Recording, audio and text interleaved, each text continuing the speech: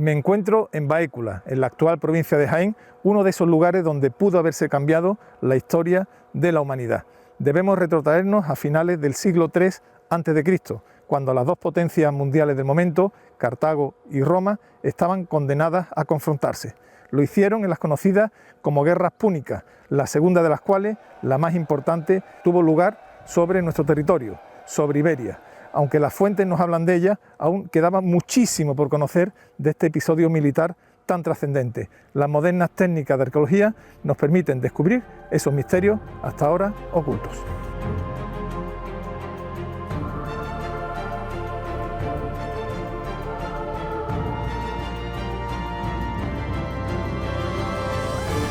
Arqueomanía.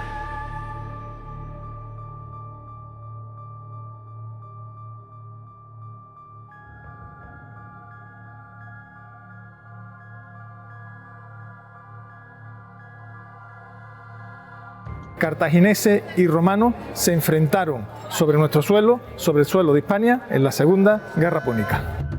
Entre los años 211 y 206 a.C. se desarrollaron en la península ibérica varios de los enfrentamientos más importantes entre los ejércitos de Roma y Cartago. La Segunda Guerra Púnica se convirtió en un conflicto a gran escala, una verdadera guerra mundial que dilucidaría el futuro de la historia. Magón, Asdrúbal, Aníbal o Escipión pasaron a la posteridad tras dar batalla en todos los terrenos.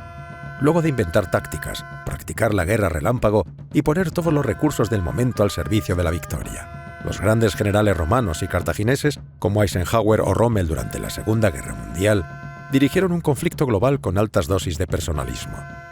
Estos 5 años cambiaron para siempre el curso de la historia. En el seno del Museo Arqueológico a veces salta la sorpresa. Estoy en el Museo Arqueológico de Cartagena y me encuentro estas dos soberbias ánforas púnicas que demuestran la diversidad geográfica y también de formas que tuvo su cultura. Esta ánfora, por ejemplo, fue realizada en Cartago, mientras que esta otra, con esa forma característica, fue realizada en Ibiza. Dos lugares distintos, dos formas distintas, pero una misma cultura, la púnica. El Museo Arqueológico de Cartagena se edificó sobre una necrópolis paleocristiana. Eso, además de su ubicación, determinó su forma. El espacio central permite la observación de los restos arqueológicos y las galerías laterales contienen varias colecciones de primer nivel. La epigrafía romana, los restos de Cueva Victoria o las colecciones púnicas son algunos de sus tesoros. Especialmente interesantes resultan las piezas del mundo minero y las que tienen que ver con la navegación en la antigüedad. Cartagena, junto a Cádiz y Empurias, era el tercer gran puerto de la fachada desde el Pirineo hasta el Estrecho. En realidad eran los 3 grandes puertos y Cartagena era el puerto central que recibía, además Estrabón lo dirá luego ya para la época romana, que era el gran centro receptor de las mercancías que venían desde el exterior y a su vez era el gran centro impulsor de lo que se fabricaba en el interior, ¿no? Entonces realmente lo que sí se ha podido ver a través de estos materiales es que hay un continuo comercio con el mundo del Estrecho, con el mundo del entorno gaditano, sobre todo fundamentalmente en los primeros momentos de la conquista, a los que se añade luego el contacto directo y las relaciones comerciales directas con el entorno de Cartago, el sur de la zona de Sicilia y demás, y el entorno centro-mediterráneo, a través también probablemente de la isla de Ibiza. Realmente Cartagena, una de sus razones de ser también fue, gracias a ese puerto natural, pues ser uno de esos grandes centros, de esos grandes emporios o centros comerciales del Mediterráneo occidental. En este privilegiado enclave, Asdrúbal el Bello decidió en 228 fundar Khan Hadash, que sería el centro cartaginés más importante del momento. Cartago Nova, la actual Cartagena, era la capital de los cartagineses en Iberia. El plan de conquistar la ciudad que desplegó Escipión tiene mucho que ver con la que durante la Segunda Guerra Mundial se llamó Guerra Relámpago. Escipión, que había llegado en 209 a.C. a Tarraco, prepara un ejército durante el invierno y se lanza por tierra y mar contra Cartagena, que logra tomar en una jornada.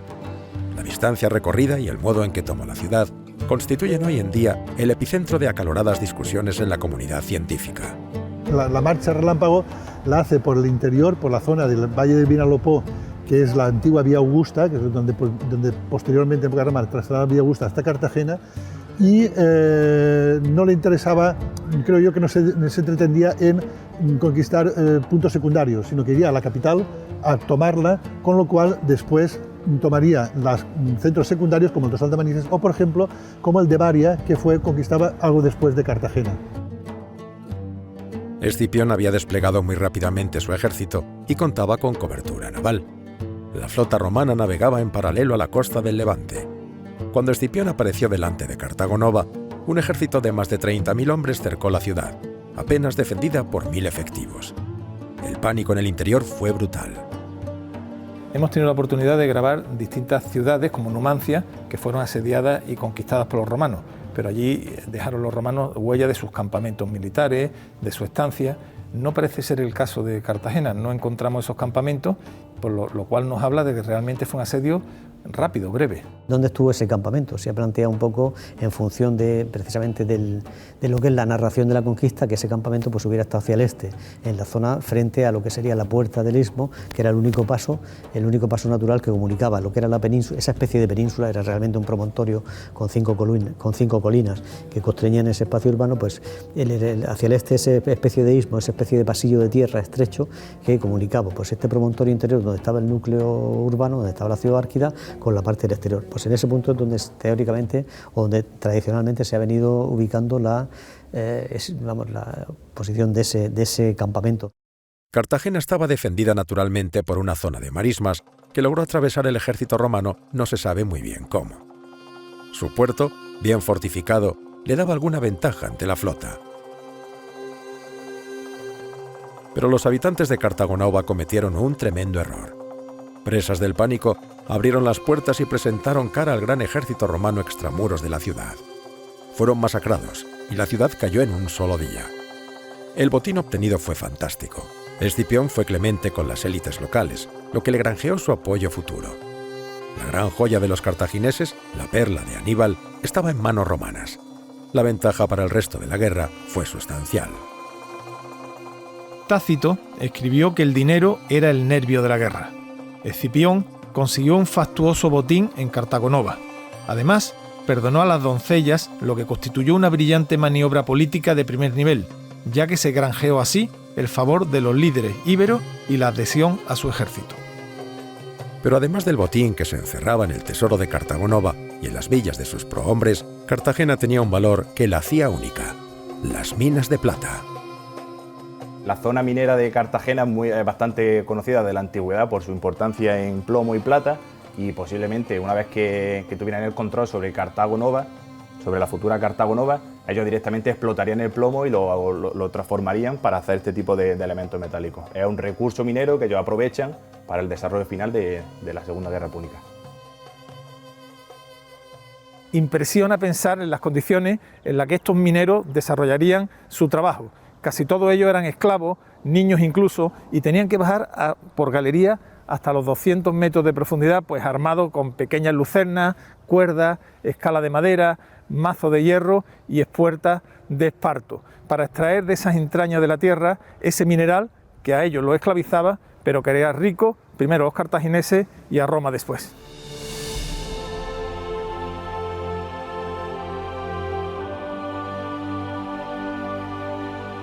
Cumpliendo con el tratado con el que acabó la Primera Guerra Púnica, Cartago decide ocupar la península ibérica.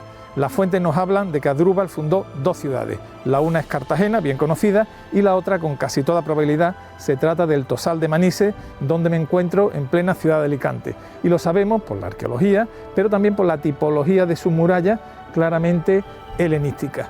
Y estas poderosas murallas, ¿de quién defendían? Pues no defendían de los poblados ibéricos que las circundaban, sino que en verdad estaban ya pensadas para defenderse de la potencia marítima romana, que ya era superior. Cartago ya rumiaba la venganza que daría lugar a la Segunda Guerra Púnica.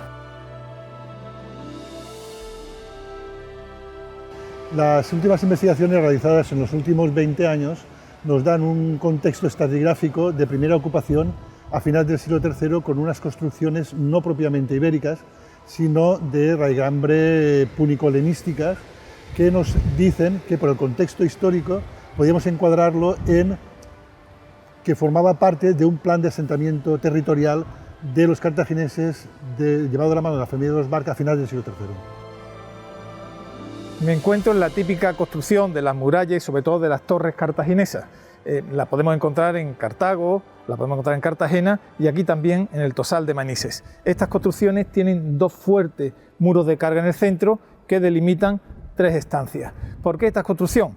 Hay quien entiende que era simplemente para aprovecharla en forma de dependencia, pero no, los arqueólogos entienden que estos potentes muros de carga lo que hacen es dar soporte y aguantar el peso de esa formidable maquinaria de guerra, esa artillería que el mundo cartaginés supo usar en la defensa de sus ciudades. Otro elemento característico del mundo cartaginés son estos depósitos, estas cisternas de agua que almacenaban el agua de lluvia a través de un sistema de tubería cerámica. Era el único suministro de agua potable para la población de la ciudad.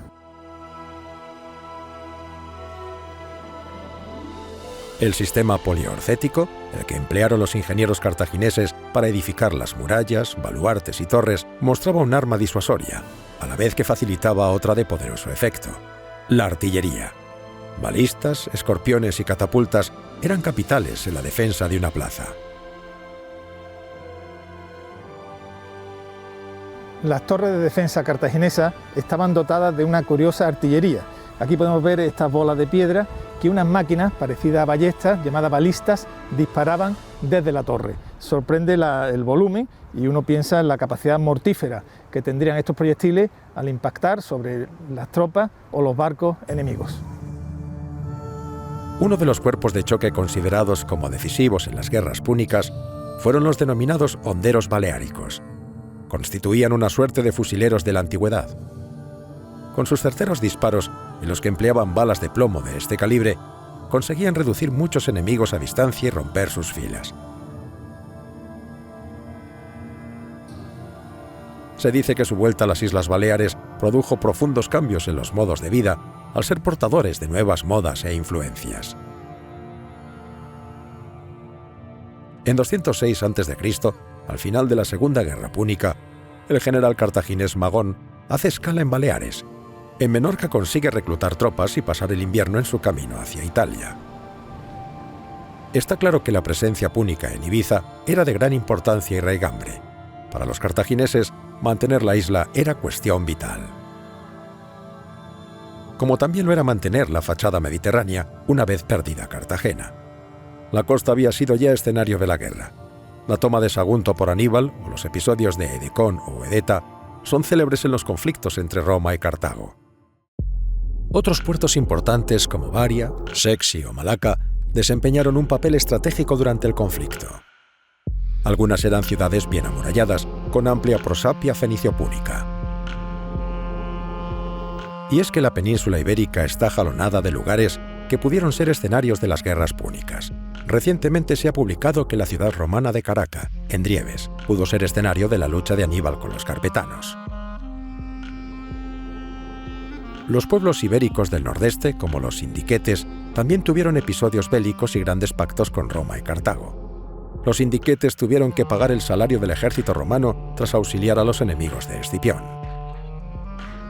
La plata de la cabecera del Guadalquivir y el valor estratégico de su entrada convirtieron a la gran y evocadora ciudad de Cástulo en una de las capitales de la Segunda Guerra Púnica.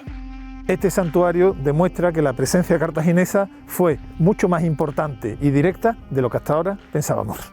Buscabais una fortificación militar y apareció una gran sorpresa. Exactamente.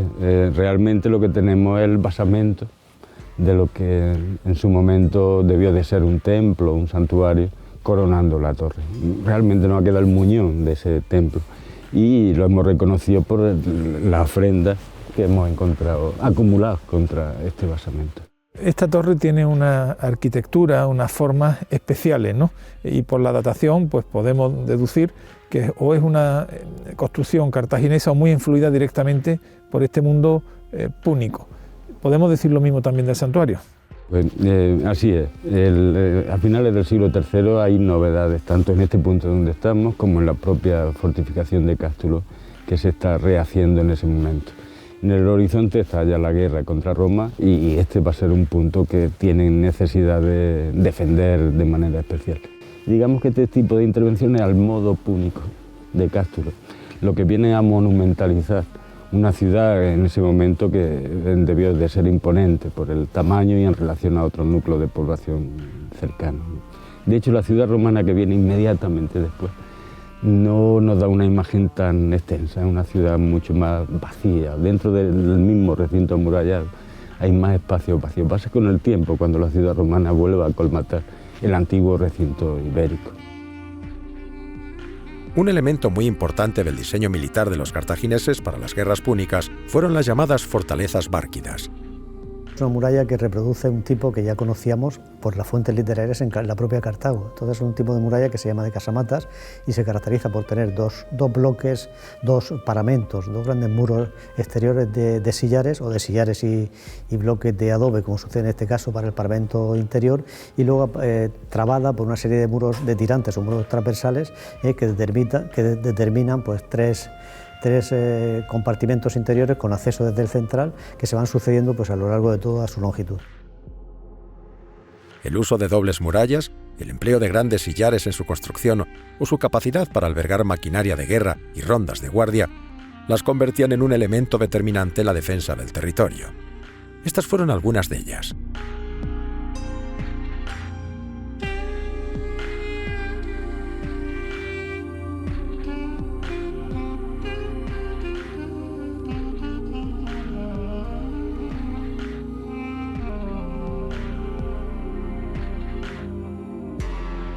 Tras el golpe de osadía de Escipión, Roma conquista la actual Cartagena. En ese momento Escipión, con armas, decide ya enfrentarse a su verdadero rival, que era Asdrúbal, que estaba en otro lugar en ese momento. Al final, la batalla tiene lugar en Baécula, lo conocemos bien por las fuentes, sin embargo no estaba bien datada. De hecho, durante mucho tiempo se pensó que estaba en Bailén. El proyecto Baécula se propuso localizar el lugar exacto de la batalla. ¿Cómo lo conseguiste? Pues el punto de partida fue precisamente Chulten, que localizaba la batalla en Bailén, y allí fuimos como primer lugar para ver si había convencido de que estaba allí, para ver si podíamos corroborar con metodología arqueológica la localización de la batalla. Pero después de trabajar algunos días llegamos a la conclusión de que el lugar no correspondía realmente al sitio de la batalla. Y es entonces cuando decidimos hacer, siguiendo las fuentes, un trazado de un círculo alrededor de los Ópida, cuyos nombres no conocíamos, eran nombres ignotos para la arqueología ibérica y romana, y trazamos un círculo de 5 kilómetros y en esos 5 kilómetros buscamos las formas topográficas que Polibio y Tito Livio citaban. De esta manera fuimos descartando sitios hasta que al final llegamos a Turruñuelos, a Baécula hoy, trazamos el círculo de 5 kilómetros y encontramos este espacio que es el que nos ha demostrado al final que la batalla se hizo. De alguna forma me recuerda a Liemann cuando descubre Troya siguiendo las fuentes, ¿no? Ubicando el territorio. Lo que pasa a vosotros no solamente hacéis un reconocimiento paisajístico, sino ya aplicáis técnicas de arqueología. Claro, efectivamente, si no, no hubiéramos quedado en simplemente un nuevo reconocimiento topográfico. La clave ahora estaba en aplicar una metodología arqueológica, que es lo que ha resuelto el problema. Los cartagineses aquí estaban entre aliados. Las grandes ciudades íberas, de alguna forma, o bien un poco a la fuerza, con rehenes, o bien de forma natural, eran aliados de Cartago. Escipión estaba en campo visitante, en terreno enemigo. ¿Cómo logró mantener un ejército tan numeroso? ¿Cómo se financió estas campañas Escipión? ¿Esperaba un dinero remoto de Roma o realmente él pudo autofinanciarse? Bueno, hay que tener en cuenta que cuando se produce la batalla de Baécula, ya Escipión ha tomado Cartago, allí ha conseguido un botín excepcional, un saqueo tremendo, y eso le ayuda a financiarse. Está claro que el Senado romano va a tardar mucho tiempo en mandarle fondos para sufragar los gastos de la guerra, y mientras tanto él se vale pues, de los fondos que tiene de Cartagena, pero también del saqueo de lo que es la ciudad y los ópidas ibéricos, ¿no? Es decir, que recursos hay, y él lo que hace es apropiarse en general de todos los recursos que hay en la zona, ¿no? Que son los que le van a servir para mantener la guerra, una vez que el apoyo del Senado romano efectivamente no se va a producir hasta más tarde. Roma quiso escarmentar a todos aquellos pueblos y ciudades que demostraron fidelidad a los cartagineses. En Mengíbar, el equipo de la Universidad de Jaén está tratando de explicar, gracias a la arqueología, lo que ocurrió durante la toma de Iliturgi y en su posterior romanización. Tras la batalla de Baécula ya tiene el Guadalquivir libre, llega, conquista Cádiz, por tanto el poder cartaginés ya se ha desmoronado y sin embargo, en vez de avanzar hacia Cartago, hace algo sorprendente. Vuelve a remontar al Guadalquivir, se viene a la actual provincia de Jaén y asedia dos ciudades, una muy importante, Cástulo, pero una especial que es Iliturgi. ¿Por qué lo hace? ¿Quiere hacer como un castigo ejemplar, salvaguardar su retaguardia? ¿Por qué esta operación casi de castigo? Realmente es una operación de castigo por el proceso previo de la Segunda Guerra Púnica. Tanto su padre como su tío sufrieron una importante derrota pocos años antes de la llegada de Escipión el Africano. Y en cierto modo Escipión vuelve con todo el ejército una vez que ha expulsado a los ejércitos cartagineses para castigar al Opidum de Liturgi por su benevolencia, por decirlo así, con el bando cartaginés. Y aquí es donde viene la sorpresa. Sabíamos de esa venganza feroz que ocupa el propio Escipión, sin embargo no lo ubicábamos porque en verdad hay dos iliturgis.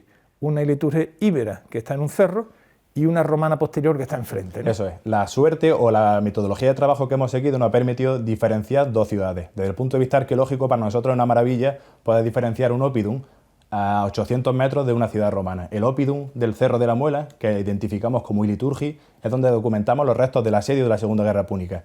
Tras destruirse este Opidum, la nueva población se crea apenas 800 metros, como te digo, a la otra orilla del río Guadalbollón, y aquí se crea la ciudad romana posterior de Iliturgi. Lo que está mostrando la prospección arqueológica superficial es efectivamente un asedio al sitio, concentrado de manera bastante importante en una de las puertas de entrada al Opidum.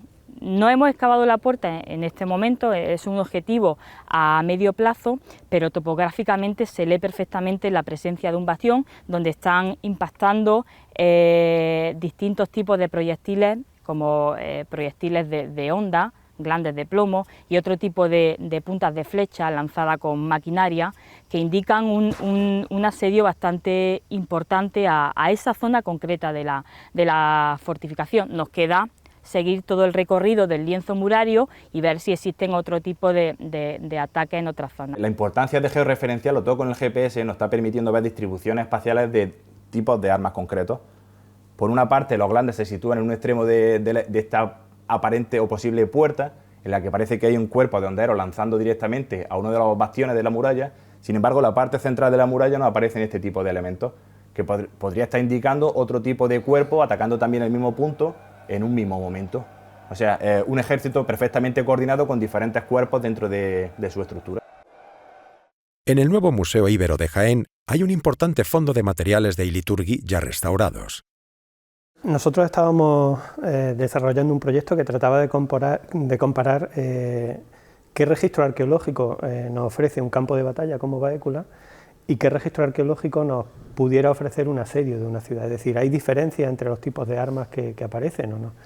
Y en el caso de Iliturgi, pues es muy evidente, ¿no? Aquí nos encontramos restos de armas de artillería, es decir, estas armas las trae el ejército romano desde Cartagena y las utiliza para arrasar la ciudad de Iliturgi.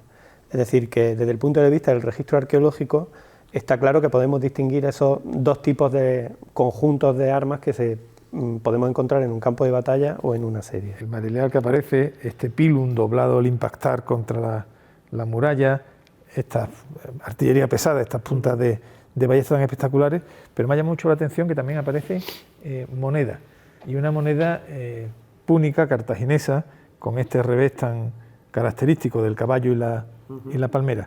¿Cómo llega una moneda al frente de batalla? Bueno, pues supuestamente la posee alguien, ¿no? Y en este caso, esta moneda en particular creemos que está en uno de los campamentos que está asediando la ciudad, pero si os fijáis es una moneda que también cartaginesa. Y esto es la otra parte, que no tiene que ver con la arma. Cuando los romanos cogen el botín de Cartago Nova, el botín también es moneda, y seguramente lo llevan en su bolsillo. Y cuando pierden moneda en Iliturgi, no pierden moneda romana, pierden moneda romana y también moneda cartaginesa, como esta. En la periferia del asedio hemos localizado un quinario romano de plata que también nos permite además fechar muy claramente el momento del asedio, entre el año 207 y 205 a.C. Con lo cual también tenemos, digamos, que esa precisión cronológica para el momento del asedio. Vemos el hierro, el dolor, la sangre, pero también hay unos elementos que nos apuntan a historias más tiernas, ¿no? Como esta pieza. ¿Qué significa? Claro, pues mira, esto es una especie de amuleto que porta alguien de relativamente corta edad, de unos 14, 15, 16 años. Está en ese paso de la edad juvenil a la edad madura, pero ya lo vemos en el campo de batalla, ¿no? Entonces portan este tipo de amuletos con elementos propios de su familia, por ejemplo el cabello de la madre, ¿no? Entonces es una forma de protegerse y de vincularse todavía a la dependencia de la familia, ¿no?